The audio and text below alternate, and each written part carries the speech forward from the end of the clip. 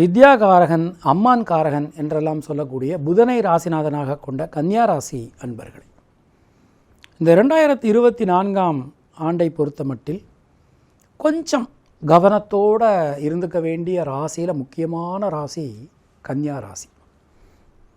But கிரகங்கள் அப்படின்னு ஒவ்வொரு கிரகங்களாக நம்ம எடுத்து பார்க்கும்போது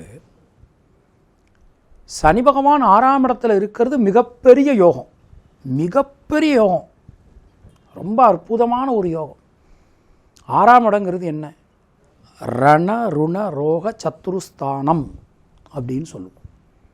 இப்போ ரணம் அப்படின்னா வலி, காயம். எந்த ஒரு காயமாக இருந்தாலும் சரி சரியாகக்கூடிய ஒரு தன்மை. கன்னிராசிக்கு இந்த வருஷத்தில் ஒரு விடை கிடைக்கும். ஏதோ ஒரு சில விஷயங்களுக்கு, நீண்ட நாட்களாக குழப்பமாக இருந்த விஷயங்களுக்கு இந்த வருஷத்தில் ஒரு விடை கிடைக்கும். ராசியில் கேது இருக்கார். அப்போ குடும்பத்தை விட்டு பிரிந்திருக்க வேண்டிய சூழல்கள், சில சிச்சுவேஷன்ஸ் நமக்கு உண்டாகலாம்.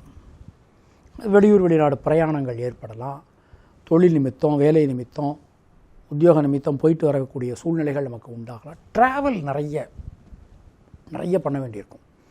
பொதுவாகவே இந்த ரிஷபம், கடகம், கன்னி, மாரராசிக்காரர்கள் ட்ராவலில் ரொம்ப ஈடுபாடு வாழ்க்கை எப்போதுமே அதிகம். அது மாதிரி இந்த சாப்பாடு சம்மந்தப்பட்டது, ஃபுட் ரிவ்யூவர்ஸ்லாம் நம்ம இப்போ நிறைய பார்க்குறோம். அவங்களாம் மேக்ஸிமம் கன்னி ராசியாவோ அல்லது கன்னியா லக்னமாகவும் இருப்பதற்கான வாய்ப்புகள் அதிகம். ஏன்னா இவங்க தான் சரியாக ருசி பார்ப்பாங்க. நாக்கில் நரம்பினுடைய உணர்வுகள் வந்து இவளுக்கு ரொம்ப ஜாஸ்தி. அப்போ இந்த வருஷத்தை எடுத்துட்டோம்னா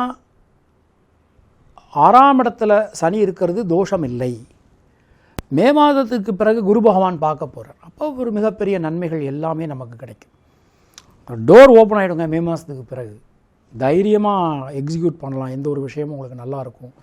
குடும்பத்தில் சந்தோஷம் அதிகரிக்கும். குடும்பம் சார்ந்த விஷயங்களில் இருந்து வந்த குழப்பங்கள், சிக்கல்கள் எல்லாமே உங்களுக்கு ரொம்ப ரொம்ப சிறப்பாக அற்புதமாக உங்களுக்கு இருக்கும்னு நாம் நம்பலாம்.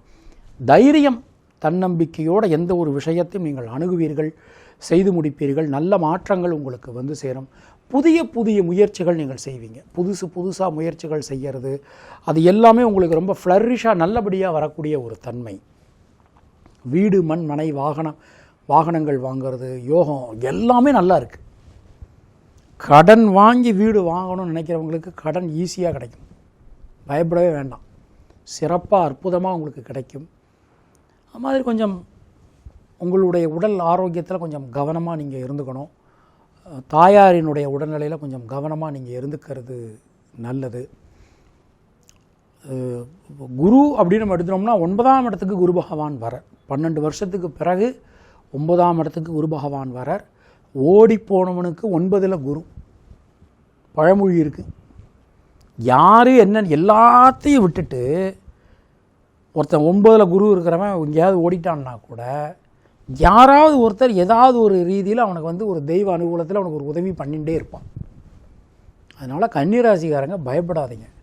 நிறைய பேர் பயப்படுறது இந்த சர்ப்ப கிரகங்கள் ராசியில் இருக்கிறது, 6ஆம் இடத்துல சனி இருக்கிறது, 8ஆம் இடத்துல குரு நினச்சி பயப்படுறாங்க. தயவு செய்து பயப்படாதீங்க. குரு பகவானுடைய பெயர்ச்சிக்கு பிறகு இருட்டில் நடக்கும்போது எப்படி ஒரு விளக்கு கிடைக்குதோ அதை மாதிரி உங்களுக்கு குருவினுடைய மாற்றம் ஏற்றத்தை, முன்னேற்றத்தை, மாற்றத்தை, அதிர்ஷ்டத்தை, யோகத்தை கொடுக்கும். தொழில் உத்தியோகம் ரொம்ப சிறப்பாக இருக்குது. தயவு செய்து தொழிலெலாம் மாற்றினோம்னா இந்த இதில் மாற்றிடுங்க. ரொம்ப சிறப்பாக அந்த வருஷம் அற்புதமாக இருக்குது. புதிய உத்தியோகம் முயற்சி செய்கிறவாளுக்கு ஒரு நல்ல செய்தி காத்திருக்கிறது. டெஃபினட்டாக நீங்கள் வந்து புது உத்தியோகத்துக்கு முயற்சி பண்ணலாம். ரொம்பவே சிறப்பாக அற்புதமாக உங்களுக்கு அமைஞ்சிருக்கு. எந்த விஷயத்திலும் இருக்கக்கூடிய தேக்க நிலை நிச்சயமான முறையில் விலகும். பொதுவாக கன்னி ராசியில் பிறந்த பெண்களுக்கு எடுத்துட்டோம்னா பொருளாதாரத்தில் ஏற்றம் உண்டாகும். முயற்சிகளில் இருக்கக்கூடிய தேக்க நிலை விலகும்.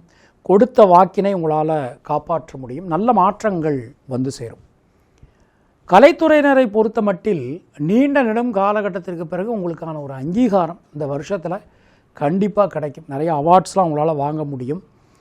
உங்களுடைய அந்த திங்கிங்கே நிறைய மாற்றங்கள், நல்ல பாசிட்டிவாக நீங்கள் நினைக்கக்கூடிய ஒரு தன்மைகள் வந்து சேரும். அரசியல் துறையினரை பொறுத்த மட்டில் எதிர்பார்க்கக்கூடிய பட்டம், பதவிகள் உங்களை தேடி வரும். மாணவர்களை பொறுத்தவரை கல்வியில் அளப்பரிய ஒரு நல்ல சாதனை உங்களால் புரிய முடியும்.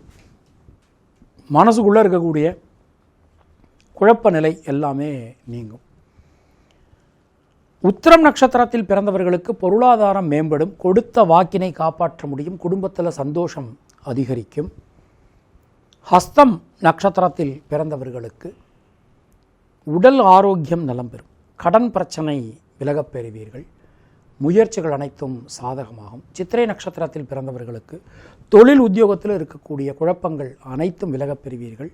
சின்ன சின்ன விஷயங்கள் கூட மனசுக்கு நிறைவாக அற்புதமாக உங்களுக்கு நடைபெறும். தினசரி வாராகி தேவி வழிபாடு செய்து வருவது உங்களுக்கு சிறந்த பரிகாரம். உங்களுடைய அதிர்ஷ்டமான எண்கள் 5, 6, அதிர்ஷ்டமான நிறம் பச்சை மற்றும் வெள்ளை. உங்களுக்கும் உங்கள் குடும்பத்தினருக்கும் இறைவன் நீண்ட ஆயுளையும் நல்ல ஆரோக்கியத்தையும் வழங்கட்டும் என இறைவனிடம் நான் வேண்டுகிறேன், பிரார்த்திக்கிறேன், ஆசீர்வதிக்கிறேன். மீண்டும் நாம் அடுத்த பதிவில் சந்திக்கலாம். அதுவரை உங்களிடமிருந்து விடைபெறுவது பரம்பரை ஜோதிட மிராசு பெருங்குளம் ராமகிருஷ்ணன். இணைந்திருங்கள் மெட்ரோ மெயில் சேனலுடன். நன்றி, வணக்கம்.